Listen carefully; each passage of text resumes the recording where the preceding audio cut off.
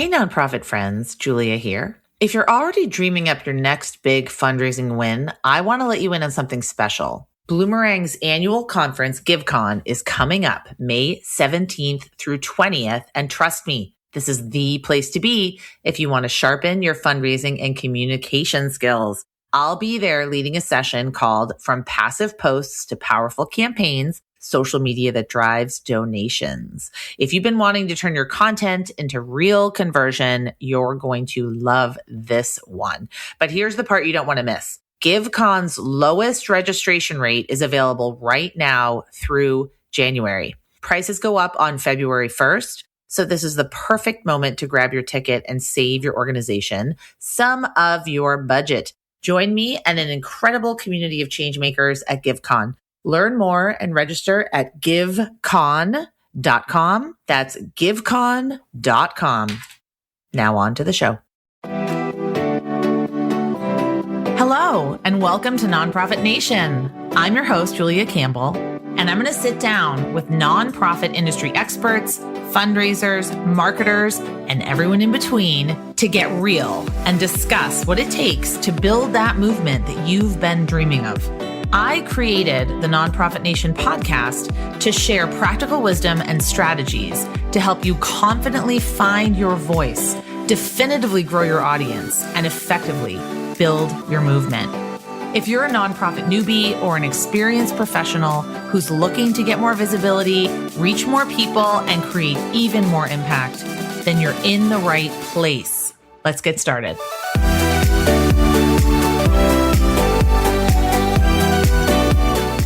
Hi, this is Nonprofit Nation. I'm your host, Julia Campbell. Today, we're going to talk about how to navigate federal funding cuts, which I know a lot of you are suffering from. A lot of you have lost critical federal funding overnight. A lot of you are very anxious about how to prepare for even greater funding shifts ahead, but you're in good company. My guest this week is Kendall Webb, a pioneer in digital philanthropy and the founder and executive director of Charity Bridge Fund, which is a new nonpartisan platform that connects donors with nonprofits that have lost federal funding. And with over 25 years of experience at the intersection of giving, technology, and impact, Kendall is going to share with us both a big picture perspective and some practical advice that we can use to take into the new year. Kendall, I'm so excited to have you on the podcast and just thrilled to meet you.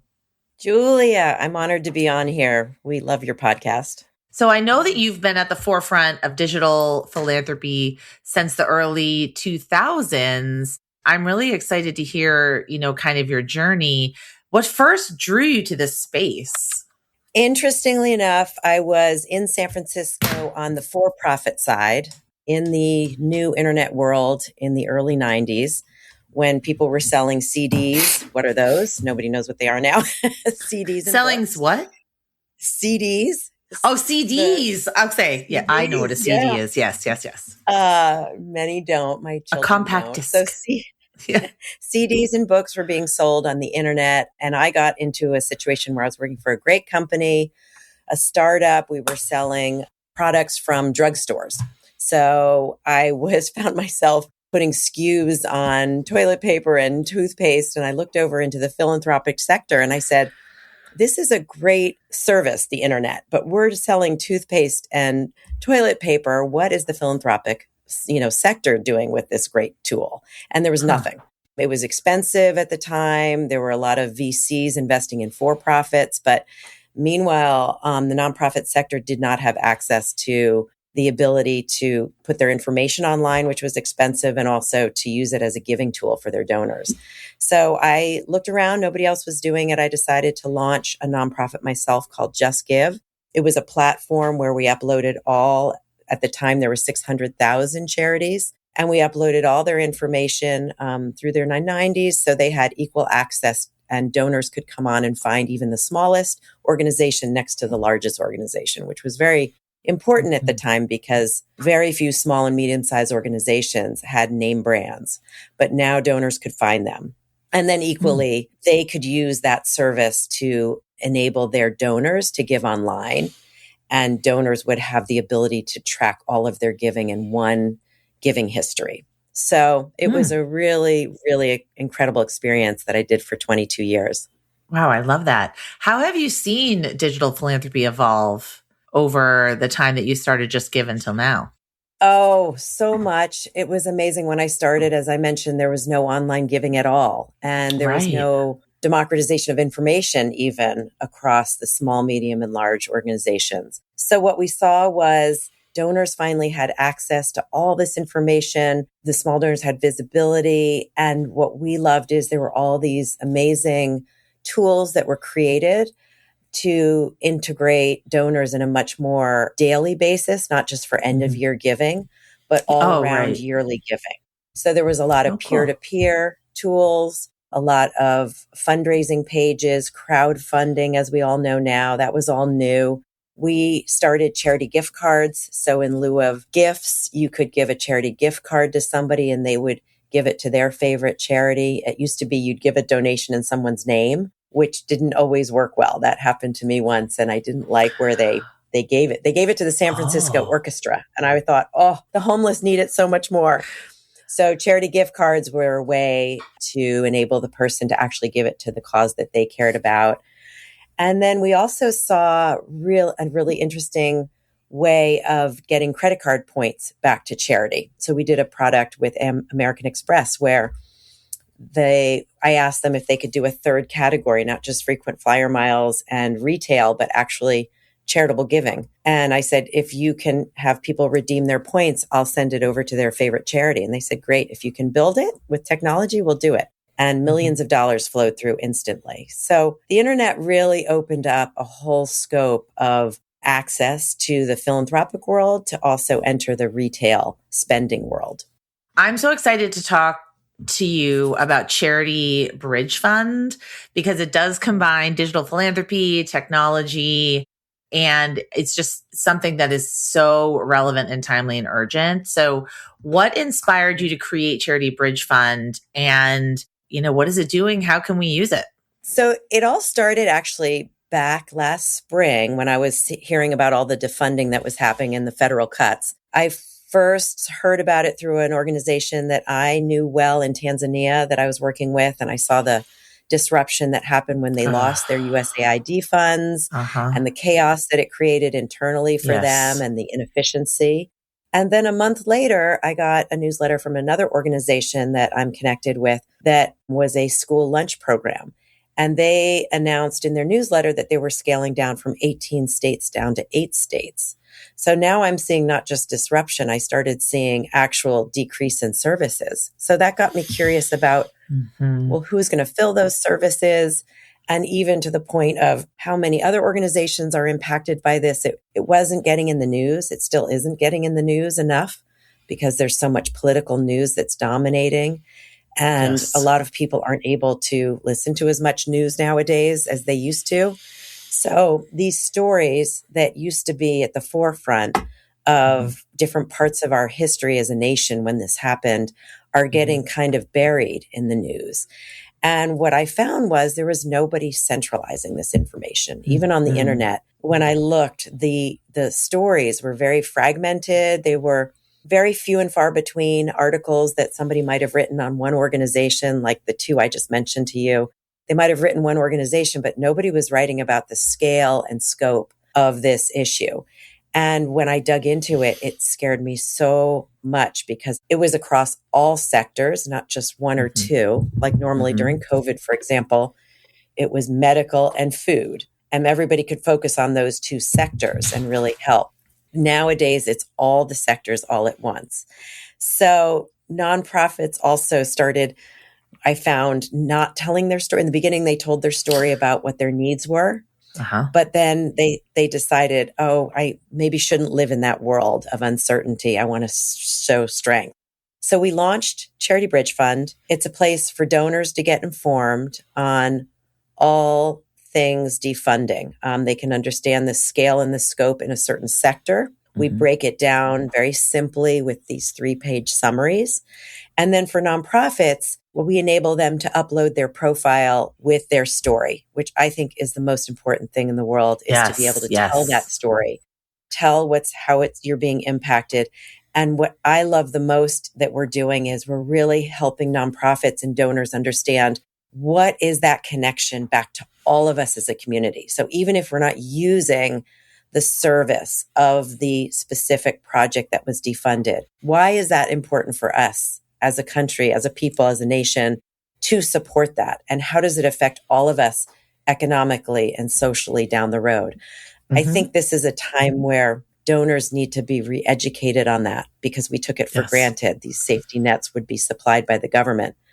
But now that they're not, it's important for all of us to understand that. And this is a safe place for nonprofits to tell their story. I think telling the story is so important. I also think that nonprofits kind of need to be shouting this from the rooftops, like not Chicken Little, the sky is falling, but really helping donors and people that do not work in the sector understand the dramatic implications of these federal funding cuts, and also what it does to the sector as a whole in terms of decimating trust and just kind of, just sowing animosity towards the nonprofit sector and skepticism. I think that overall, it's been incredibly damaging financially, but it's been incredibly damaging emotionally and mentally, I think, for organizations that already there's so much uncertainty in the work that we do, and there's so much increasing demand. And then to not know where our next grant is coming from, or if we're going to get the federal funding that we've been relying on or the state funding we've been relying on, it's affecting our ability to really deliver good services and good programs. And I love that you have a way for donors to connect with this and for nonprofits also to connect with this. Can I add to that? Yeah, absolutely. So our big role is to let these nonprofits tell their story. But to your point, we are taking this platform to donors, large donors, in terms of volume and ability to give. And we are screaming on the rooftops for these nonprofits, because we feel like they need to do their job, fill in the holes in the boat that they just, got in they need to focus on their programs. And what we want to do is provide a new funding channel for them by bringing this platform to the banks at the donor advised funds. We have 2 out of 4 that have already agreed that we could go partner with them and talk to their donor advised fund holders, where there's $250 billion. I saw you did a podcast on donor advised funds. So the magnitude and the growth, and it's very dynamic system right now of transient funds that are dedicated to the charitable sector. So we are talking to them and philanthropic wealth advisors who are also very eager to talk to us to give this information to their donors so they can be more informed. And we are saying, give now, give more. Give to all the organizations you were giving to before, which were the ones that your passion projects is what I call them. But now we are in a state of, we need to give what's urgent and what's necessary in our communities. And so give more. Give now. It's going to cost less money for you to give now than to wait. A lot of donors are saying, well, let's wait and see how it comes out. And to your point of, let's see if they can get the government grant or the foundation grants or other access to funds. And I say, don't wait. These are really important services for our communities. And if we wait, then we're going to lose the effectiveness and the scale of these services that have been built up over the decades. And it's going to cost a lot more money, both to rebuild these organizations that are having to scale down, but also if we lose those services, it's going to cost more in the repercussions. And we really walk donors through that. We take like a school lunch program and we say, even though your child isn't using school lunches, this is how it will affect your community eventually. And we tie it back to the large donor. Oh, I 100% agree. I think that people don't really understand the ramifications of some of these programs, especially like the free school breakfast, free school lunch, just how it's destigmatized now because it's free and it's fine and anyone can get it and it doesn't matter like your income, like you can get your free school lunch or you can get, your free after school program or you can go to the local food pantry and they're not going to ask you any questions and you're just going to be able to get your turkey for Thanksgiving. Or I think that especially with the SNAP defunding and the cuts to SNAP, what I see, and I'm sure what you see, Kendall, as well, is once there are cuts, the money doesn't come back. It does not come back. So maybe with a new administration or maybe with a new philosophy from the top down, some of the funding might come back. But in my experience, when something is cut, it does not come back, and it doesn't come back in the same full force. So speaking of cuts, like looking ahead to the 2026 federal budget, what are some of the biggest shifts you anticipate in terms of like how it's going to affect our sector and charitable funding? So this is a hard one to swallow, because when we started Charity Bridge Fund, we were hoping to be a bridge of funding for that first level of cuts. And to your point, we knew it was going to be something that was hard hitting, but it was something that we could get funds for those. Now we have to hunker down and wait for the next set of funding. And I feel like it's a compounding effect. This is why I'm even have a bigger megaphone on the roof of the building for donors, is to say, these cuts were not singular just last spring. There's another round. And so the destabilization that you were talking about of the nonprofits, I think they are resilient nonprofits in general. They're, full of, we are all passionate and strong in who we are, but we can only take so much in terms of creating good out of very small resources. Right. And this second set of funding worries me. Where I see them hitting the hardest is in youth. We defended that area last spring, but the youth after school programs, sort of the education, Department of Education is going to get a hit. So that's really hard. SNAP spending, we're going to see more reductions, could be by state, but it's definitely by who's eligible. And then the cuts in Medicaid and public health in general is going to be hard. And the reason why I find this compounding so hard is I always look at the example of, for donors, I outline the example of food. So food banks were cut across the board 35%. Meanwhile, inflation is up 10%. Yes. So they can't buy the food because the need it's so expensive. Is higher than ever because of the cost of living and the cost of goods. Then you add the government shutdown, which added temporarily, but for a month, more need because of all the furloughed workers. DC had lines around the block that month. And then now we have the SNAP benefits being decreased. And on top of that, you have the Medicaid benefits being decreased. All of that comes down to food. And right now our food system can't handle that magnitude. And you may have heard this statistic, but it was so shocking when I heard it. I think it's worth repeating, is that for one meal that a food bank gives across the nation, SNAP gives 9 meals. So when SNAP is affected, it's not just an incremental 10% need on a food bank, it's exponential. So with that kind of need, it's really hard to sustain. And so therefore, a family won't be able to get fed because the lines around the block in DC, for example, during that time, they had to say, I'm sorry, we've run out of food. Gosh. So people then have to use their money to pay for food because they're hungry and they have kids at home. And what happens is after a month or 2 or 3, they cannot pay their rent. So this is the mathematical equation that I give to donors as I say, think about the person not being able to pay rent. Now you have a family that's homeless. Now you have kids that can't get to school. You have homelessness. You have nutrition issues and medical issues because of that. You could then get into drug and crime. There's other areas that then are risky. And so one meal is so powerful to prevent so many other unnecessary social destruction that this is why it's important for the nonprofits to tell their story and bring it back to the risk of not supporting this meal, I think is a really, really important voice to have out there. I always say to my clients, to my students, can you answer this question? What would happen if you closed your doors tomorrow?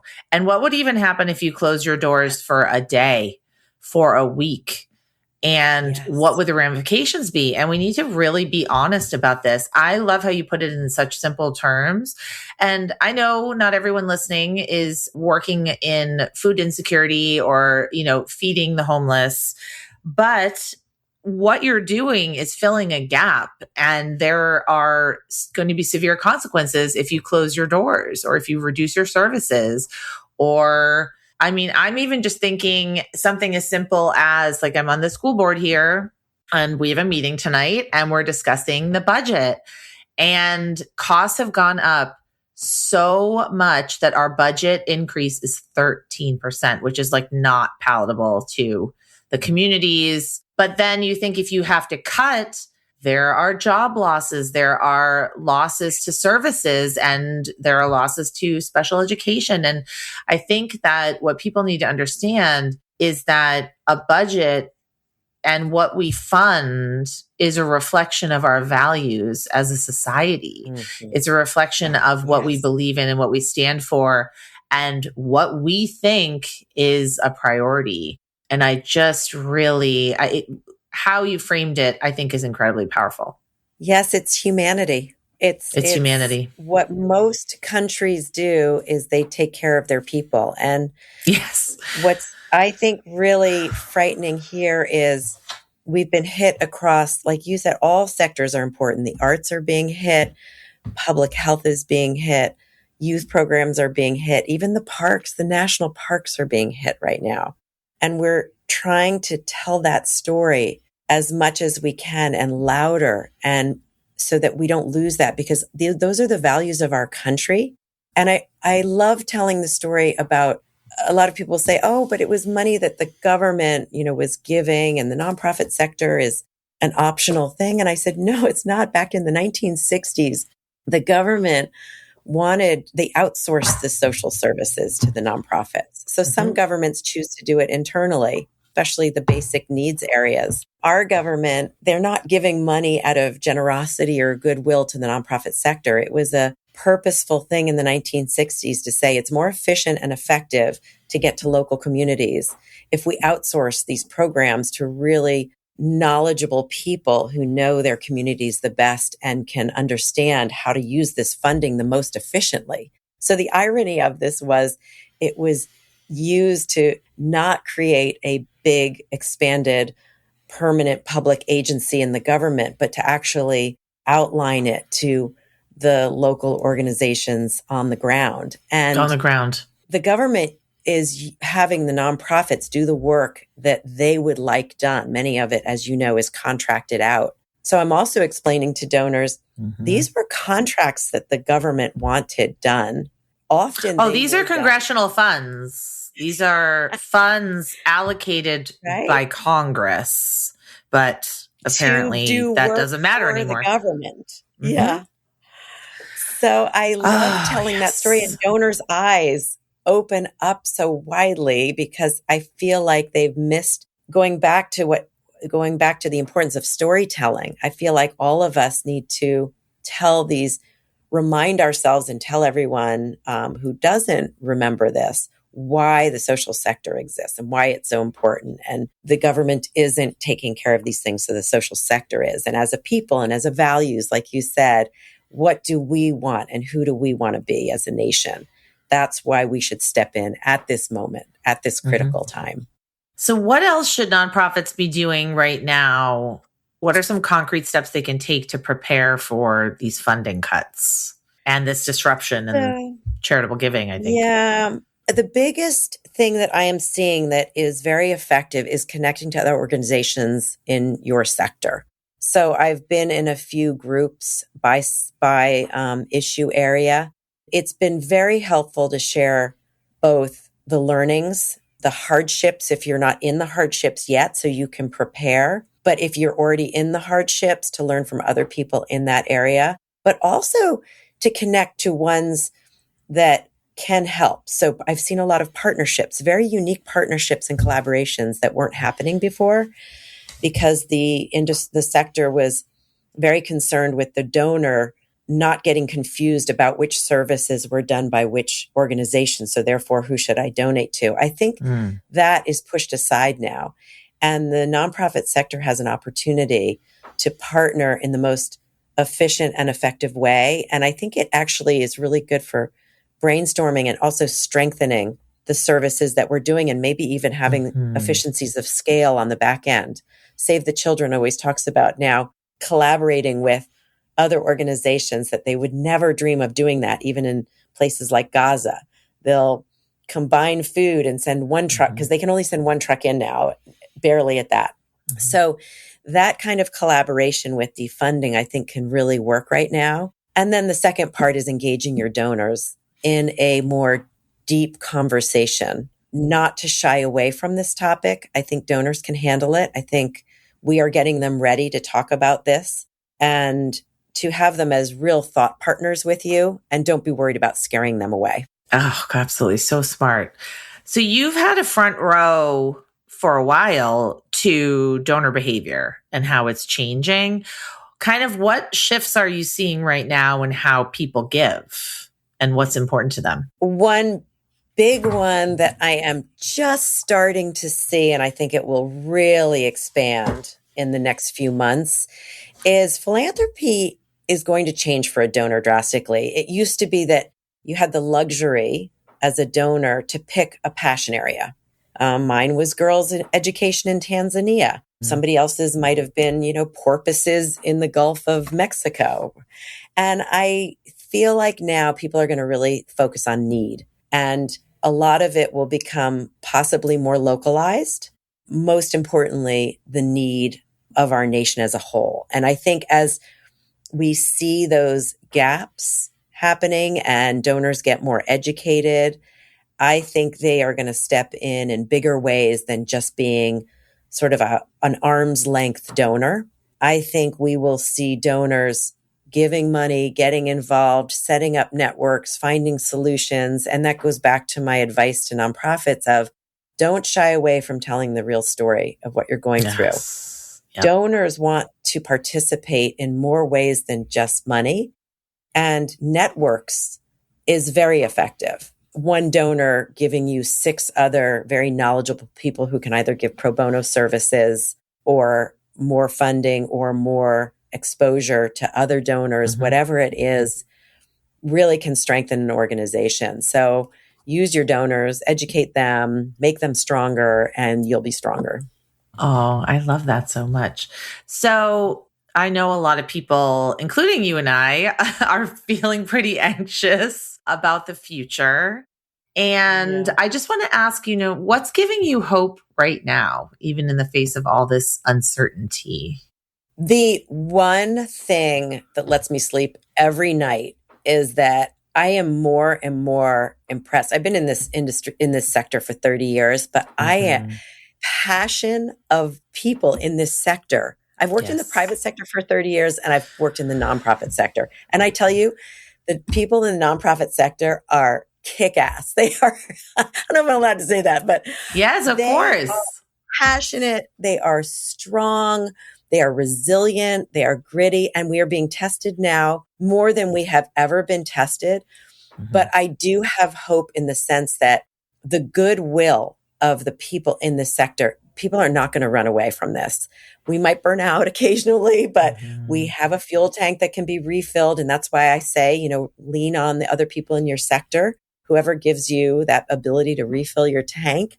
I feel like we are tough and we are strong and we will get through this. And the second part that really gives me hope is I feel like through disruption, we've seen this in other sectors, you get innovation.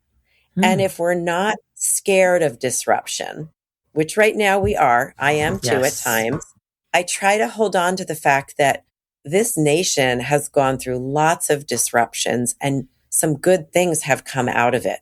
And it's been hard and you go through them, but then you come out with some stronger models. And so I feel like at this time, we are going to go through this disruption. It's going to be painful, but we are going to be stronger on the other end. And we're going to be ready for other disruptions. We're going to be more independent. We're going to be stronger and more resilient because of it. So I think right now is the time to just lean on with each other. We have a big, for example, volunteer program at Charity Bridge Fund right now for that reason. Oh, great. There's so many people out in this country right now who say, boy, I wish I could do something. I wish there was something I could do. Well, for all the nonprofits out there, tell them, yes, there is something you can do and give them something to do. There are millions of people that want to help right now, and they just need some direction on how they can help you. We are building a little AmeriCorps, like a mini, in honor of AmeriCorps, we're calling it Bridge Corps, to help reach out to nonprofits and donors, and we're building it around all the states. Whatever, that's our thing. That's our way of giving somebody something to do. And they call it therapy. All my volunteers say, oh, it's so therapeutic. And I said, I know, it's therapeutic for me too. If you can find a way to engage these people, they're even called orphans, like USAID orphans. They're smart, motivated, hardworking, passionate people. Same with the Department of Health and Department of Education. They're out there. And if you can find a volunteer mechanism, that is the hope that I hold on to right now. A lot of really great, strong people wanting to Kendall, do good. Wanting I love to that. do good. Yes, I love that. On that note, where can people learn more about Charity Bridge Fund, and where can they learn more about how to connect with you and just learn more about what you're doing and the work? Everybody and all, starting with nonprofits, please come upload your story. We welcome that. We will be in the new year bringing that to the large donors. So we would like as many nonprofits that have been affected by defunding to come tell their story on our website. You can go to charitybridgefund.org. We have webinars and also office hours to help you if you're trying to figure out what your story is and how to tell it. We have a lot of experienced team members doing that. And feel free to reach out to any of our staff. We have contact information on our website. You can contact me directly if you'd like. I'm happy to talk to all nonprofits. I do it all day long. And I know it's a very, very, very hard time.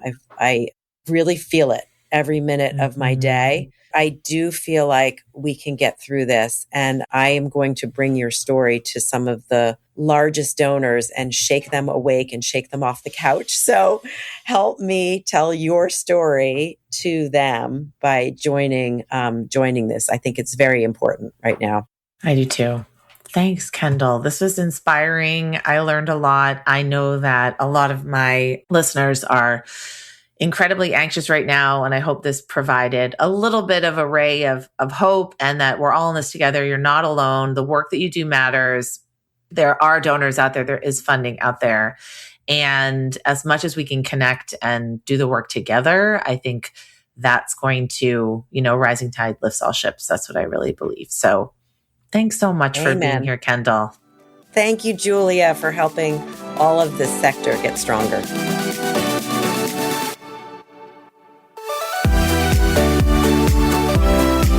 Well, hey there. I wanted to say thank you for tuning into my show and for listening all the way to the end. If you really enjoyed today's conversation, make sure to subscribe to the show in your favorite podcast app, and you'll get new episodes downloaded as soon as they come out. I would love if you left me a rating or a review, because this tells other people that my podcast is worth listening to. And then me and my guests can reach even more earbuds and create even more impact. So that's pretty much it. I'll be back soon with a brand new episode. But until then, you can find me on Instagram at JuliaCampbell77. Keep changing the world, you nonprofit unicorn.